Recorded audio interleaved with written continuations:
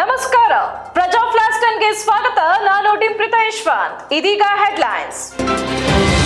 ಬೆಂಗಳೂರಿನ ರಾಮೇಶ್ವರಂ ಕೆಫೆ ಬಳಿ ಪೊಲೀಸ್ ಬಿಗಿ ಬಂದೋಬಸ್ತ್, ಎನ್ಐಎ ತಂಡದಿಂದ ಸ್ಥಳ ಮಹಜರು.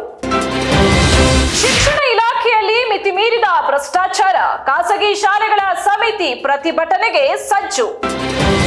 ಕಾಂಗ್ರೆಸ್ ಆಡಳಿತದಲ್ಲಿ ದಲಿತರು ಸುರಕ್ಷಿತವಾಗಿಲ್ಲ, ಪಿಎಸ್ಐ ಸಾವು ಪ್ರಕರಣ ಸಿಬಿಐ ತನಿಖೆಗೆ ವಹಿಸಿ ಆರ್ ಅಶೋಕ್. ಮೂಡಾ ಸ್ಕ್ಯಾಮ್, ರಾಜ್ಯಕ್ಕಿಂದು ರಾಜ್ಯಪಾಲರ ಆಗಮನ, ಸಿಎಂ ಪ್ರಾಸಿಕ್ಯೂಷನ್ ಬಗ್ಗೆ ಹೆಚ್ಚಿದ ಕುತೂಹಲ.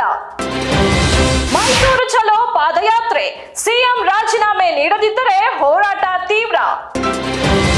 ಮಂಗಳೂರು ಕೆತಿಕಲ್ ಗುಡ್ಡದ ಮೇಲಿದೆ 200ಕ್ಕೂ ಹೆಚ್ಚು ಮನೆ, ವಯನಾಡು ರೀತಿಯ ದುರಂತದ ಭೀತಿ. ಜಮ್ಮು ಕಾಶ್ಮೀರ ಗಡಿಯಲ್ಲಿ ಶಸ್ತ್ರಸಜ್ಜಿತ ನುಸುಳುಕೋರರು, ಸೇನೆಯಿಂದ ಶೋಧ ಕಾರ್ಯಾಚರಣೆ ಆರಂಭ.